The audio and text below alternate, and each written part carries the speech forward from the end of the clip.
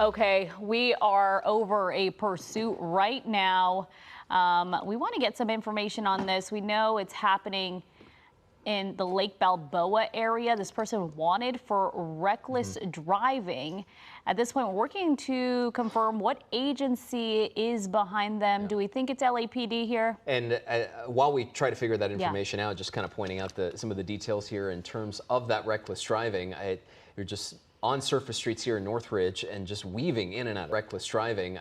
You're just on surface streets here in Northridge and just weaving in and out of traffic. I mean, you've already seen a number of cars sort of pull over to the side, try to get out of their way.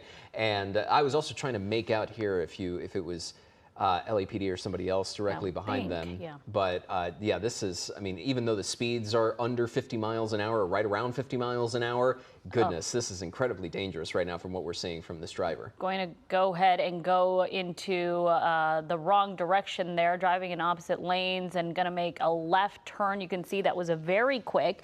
Let's take a look if we can see how many people are in this car, because it looks like there's a driver and possibly I'm making out a passenger, Gio. Are you? Okay. So yeah, we zoom got in to a bit. get a better look, but I thought that it looked like there was someone or something in the passenger seat. Yeah, and at the moment right now, just still maneuvering through these surface streets very quickly. There was almost a bit of a wobble there on one of the left turns. It just, again, going back to that reckless driving initial want that seems to be continuing, of course, on top of all of the stopping and going. And you notice these other vehicles right there in the middle of the road doing their own stopping and braking when they realize that this car is speeding up directly behind them and just kind of weaving in and out. It is going around that tow truck quite the chaotic scene. All it takes is just one clip. All of a sudden, we could be looking at disaster. Unfortunately, and it is only 8 o'clock, just after 8 o'clock here, and that means a lot of people still on the roadway.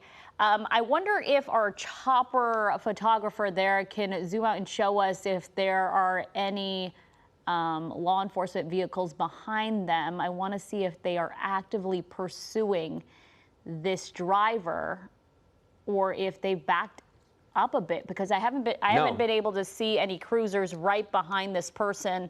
We don't want to lose them though.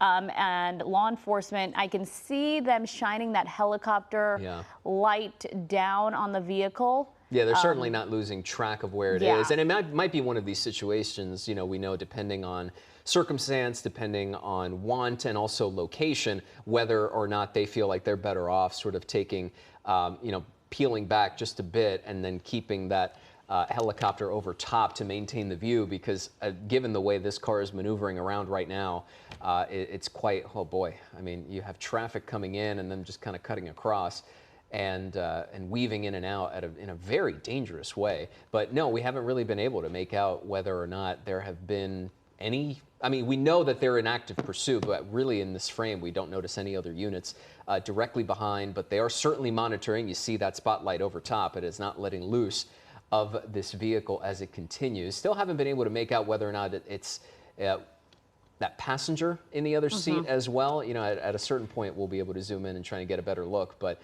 we know for sure that, and whether were you noticing that passenger in just the back seat? Because I do see something coming from the back. Yeah, I do coming see from the back seat, coming almost from like the a back. phone. I was, and I don't know if that's something else reflecting or that is a phone, Gio. But I'm just getting new information from our executive producer here telling me that we are hearing that this may have started at a street takeover. And then police began this chase with this reckless driving suspect. We don't know where that street takeover was, and we're working to confirm that, but take a look. Yeah, you're seeing them. It looks like they don't have control of the vehicle as it's kind of just shaking their back and forth. Gives you an idea that this driver doesn't have very good control of the car, and that right is there, a scary situation. There's another scary situation, a pedestrian walking across on the crosswalk, just typical Saturday night behavior, and all of a sudden this vehicle is just slamming on its brake to slow down and avoid that person. But this is one of the many things. You have pedestrians, you have lots of cars. We've sort of maintained ourselves here in the Northridge area on surface streets. There doesn't seem to be any indication that this driver is looking to jump on the highway or take an exit route. Obviously, it could be early. It's still early, so there could be the possibility of that happening somewhere down the line. But as of right now, we're just kind of, you know, speeding up, slowing down, weaving in and out of traffic, making left turns, you know, across incoming traffic. And and it looks like that back passenger window is down.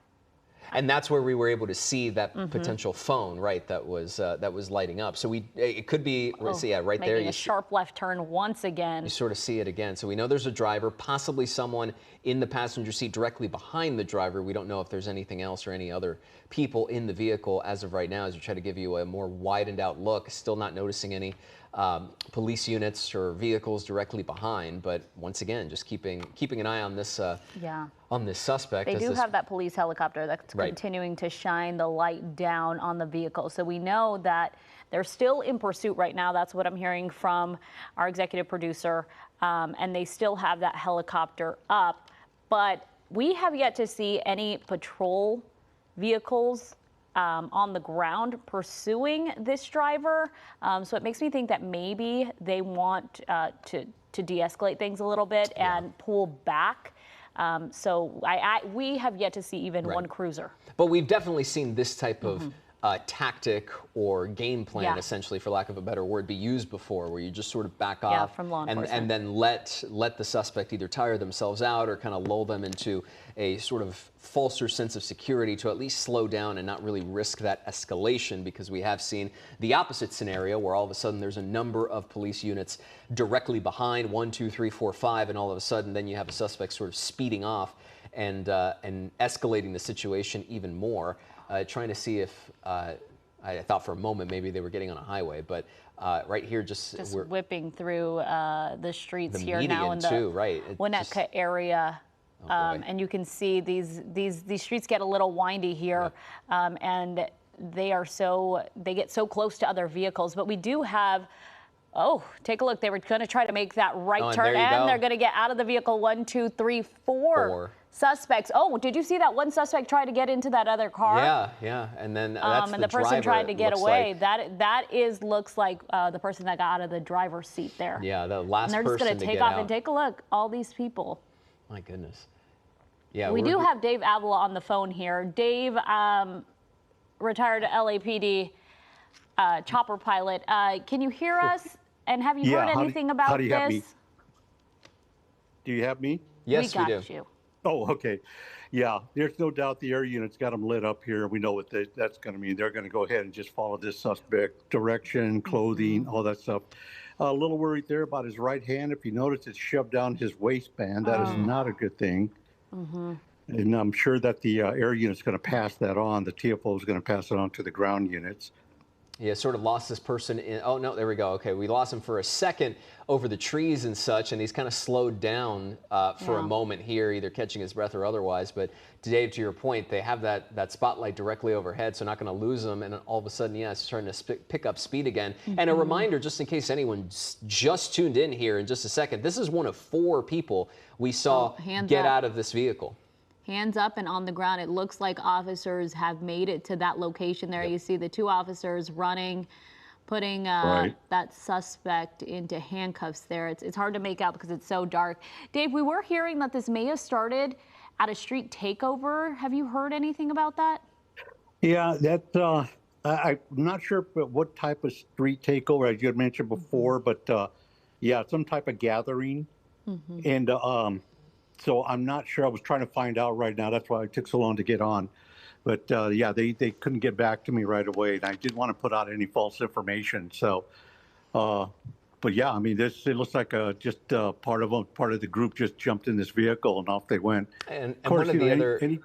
Sorry, Dave, to cut you off there. I was going to say one of the other things we noticed during the pursuit was the fact that we didn't really notice any patrol units or law enforcement vehicles really directly behind. Do you know if that was an active tactic of just kind of, we've asked you about this before, where they kind of pull back a little bit and try to de-escalate the situation for a bit and kind of allow the suspects themselves to either tire out or decide, hey, let's pull over here and kind of take off. Do you know anything in that regard?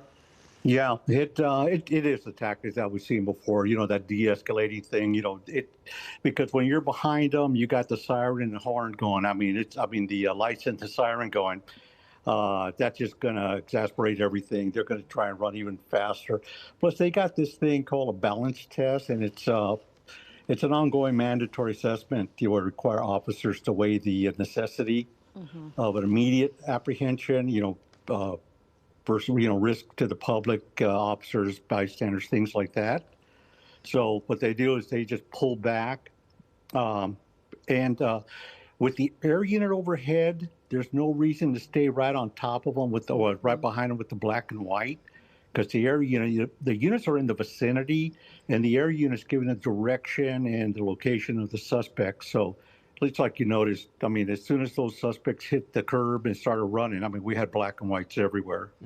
Yeah, they really were. We saw at least one person, we believe it was a driver, that they took into custody. The other 3 people, we know they took off. Everyone seemingly in different directions, too. Yeah, and so it looks like they have some people maybe corralled over here. Taking off. It's hard to tell if this is either a parking garage or a building. A business of some sort, or maybe empty, because I'm seeing no one in these parking spots here. And we'll give Chopper a And sense. one thing is you always you go after the primary suspect, and that would be the driver. So that's one that they were following. The air unit just kept the light on them, and yeah, this looks like it's one of the other ones that were in the vehicle. Yeah, we don't like to make any assumptions, but just by observation, these people look rather young. Yes, yes. And having covered street takeovers, Right. if that's how, in fact, this did start, many times the groups that gather are younger car enthusiasts. Yeah, and even in most pursuits, Dave, that we bring you in on, it's rare that we see more than 2 people really in any suspect's vehicle. All of a sudden, when you see 4 break out and sort of take off in different directions, it kind of splits the attention a little bit. But back to your earlier point about a constant monitoring situation where you have the chopper overhead, and then all of a sudden all those black and whites are just they know exactly where to be, given the fact that they've been keeping a close eye on this the entire time. So even though 4 people are dispersing in different directions, they seem like they were on top of this.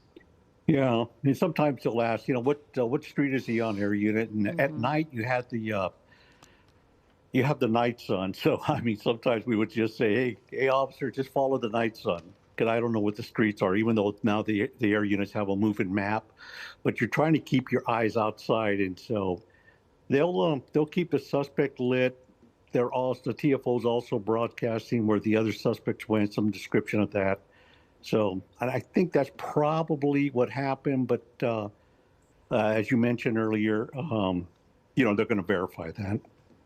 Yeah, and I'm sure they'll be talking to the people already in custody to try to get information on the other 2. But as you mentioned, Dave, it is the driver that really they are first after, and they were able to get that person into custody. As this driver was going 50, 60 miles per hour on streets through Northridge.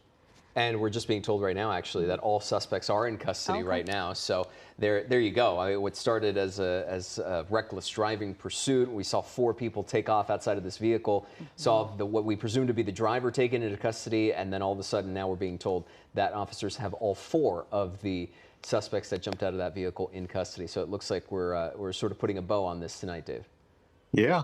Kudos to the TFO. They did a real good job on that one. I know you're busy. I've done it myself, so it's a busy spot to be over. I can imagine. Eyes kind of everywhere. Dave Avila, thank you so much for joining us tonight. Always so quickly. We appreciate your help. And of course, we're just going to wrap this pursuit up for now. Dave, thank you so much. You bet. Take care. All right, and of course, as we continue to monitor the situation through the rest of the evening, obviously we'll want to confirm those details as to what exactly started this pursuit and where it was as well, because, to end it over here in Chatsworth too, that's we'll put all the pins in that and follow up with you throughout the rest of the evening.